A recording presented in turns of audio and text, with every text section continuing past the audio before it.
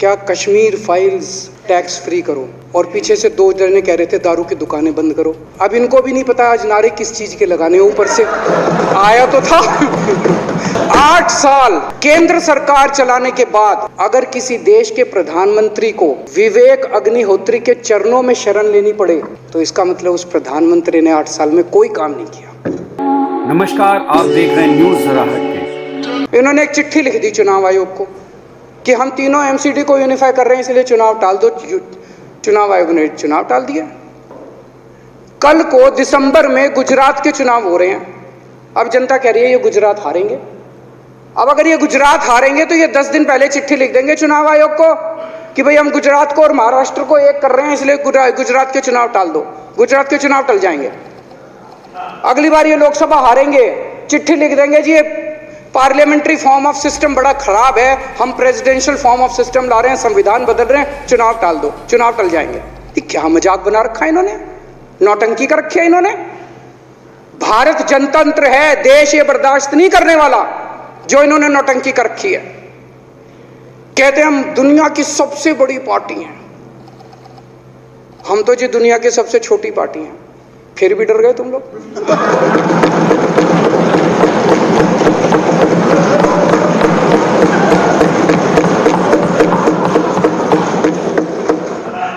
दुनिया की सबसे बड़ी पार्टी दुनिया की सबसे छोटी पार्टी से डर के भाग गई। क्या कायर हो यार।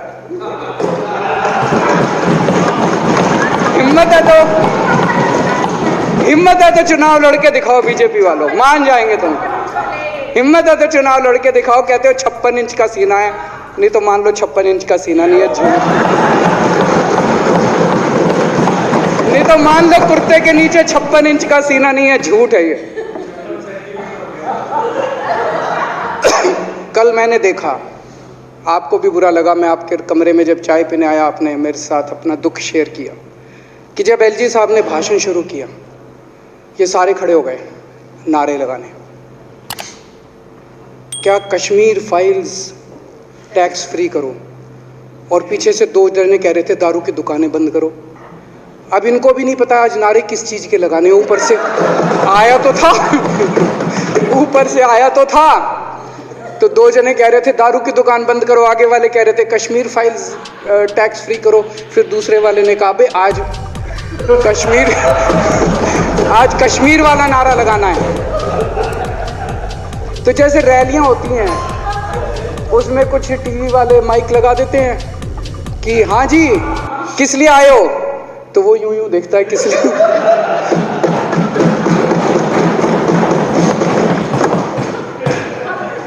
क्या हाल बना दिया इनका। इसलिए थोड़ी राजनीति में आए थे, इसलिए थोड़ी राजनीति में आए थे। एक पिक्चर आई थी बंटी और बबली, उस पिक्चर में एक सीन था, कुछ लोग एक नेता के घर के सामने जाते हैं, हमारी मांगे पूरी करो, हमारी मांगे पूरी करो। नेता बाहर आता कहता क्या मांगे हैं, तो सारे एक दूसरे की तरफ, उनको पता ही नहीं क्या मांगे। आज सारे देश की सारी भारतीय जनता पार्टी एक पिक्चर के पोस्टर लगा रही है गली गली में जाके। पूरी सारी भारतीय जनता पार्टी देश में एक पिक्चर के पोस्टर लगा रही है। इसलिए राजनीति करने आए थे, पिक्चरों के पोस्टर। अपने बच्चों को क्या जवाब दोगे, घर जाके बच्चे पूछेंगे पापा क्या काम करते हो, पिक्चरों के पोस्टर लगाता हूं।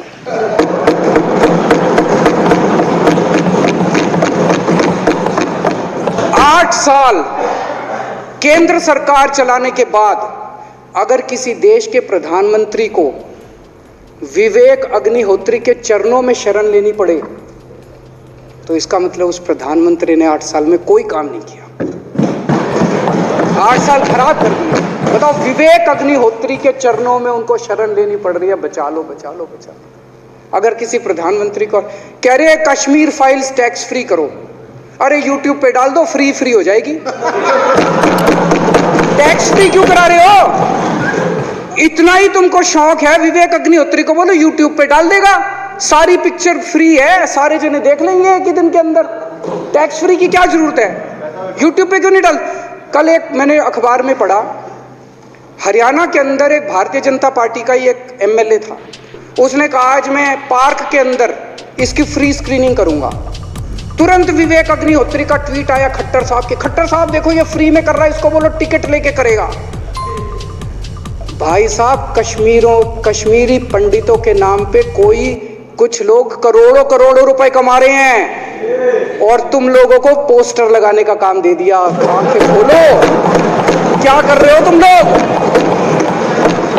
वो करोड़ों कमा गया, कश्मीरी पंडितों के नाम पे करोड़ों कमा गया और तुम लोग पोस्टर लगाते रह गए। क्या हाल बना दिया तुम लोगों का यार, आंखें खोलो तुम लोग।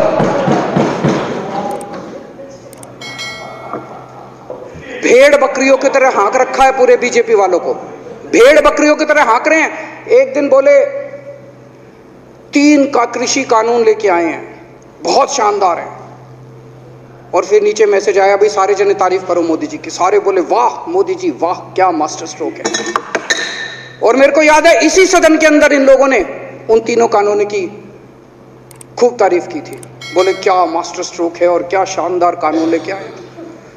1 साल के बाद फिर आया भाई 3 कानून वापस ले लिए, बोलो फिर तारीफ करो मोदी जी की, भाई कानून बेकार थे मोदी जी। क्या इसी सदन के अंदर इन लोगों ने इतनी बेशर्मी, दिमाग पे ताला लगा रखा, इन्होंने कहा वाह मोदी जी वाह, क्या 3 कानून खराब थे आपने वापस ले लिया, देश को बचा लिया। क्या मास्टर स्ट्रोक, ये क्या हाल बना दिया आप लोगों का यार। फिर थोड़े दिन बाद बोले भाई दारू की दुकानों के खिलाफ करो, फिर सारे जने दारू की दुकान बंद करो, अब दारू ठीक हो गई दिल्ली में, आजकल तो शोर नहीं करते तुम लोग। अब कश्मीर फाइल आ गई, पहले कृषि कानून, रोज काम दे रखा है तुमको, कुछ ना कुछ ऊपर से आ जाता है, काम दे रखा है। अब दारू की दुकानें।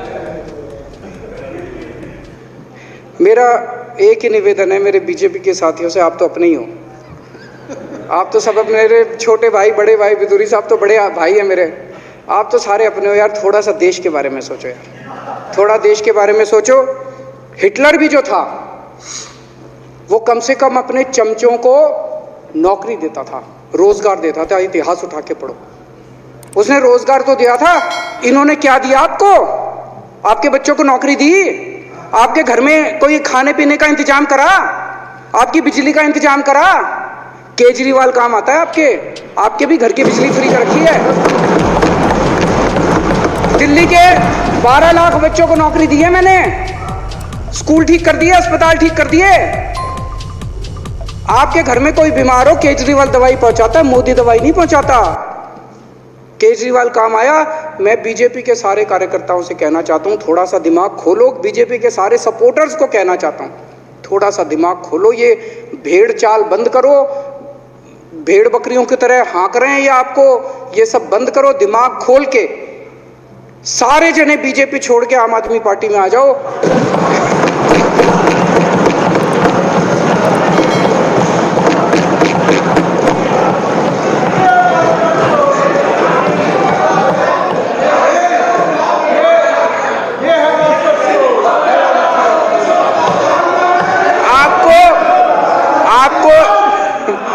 आपको इज्जत मिलेगी, सम्मान मिलेगा, आपसे कतई झूठे नारे नहीं लगवाएंगे।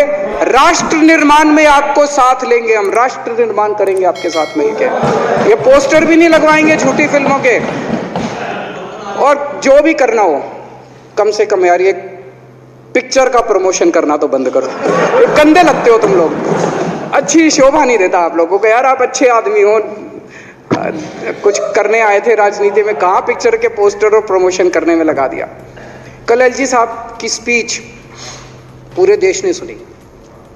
एलजी साहब को एक तरह से केंद्र सरकार का नुमाइंदा माना जाता है। एलजी साहब ने भी हमारी सरकार की कितनी तारीफ करी। 50% जीडीपी 5 साल के अंदर बढ़ गया, भारत में आज तक कभी किसी राज्य का नहीं बढ़ा। इतने शानदार काम दिल्ली सरकार ने किए हैं कि केंद्र सरकार द्वारा नियुक्त एलजी साहब ने भी दूसरी सरकार की, आम आदमी पार्टी की सरकार की भूरी भूरी शब्दों में तारीफ की। मैं एलजी साहब का बहुत बहुत शुक्रिया अदा करना चाहता हूं और इस धन्यवाद प्रस्ताव का समर्थन करता हूं।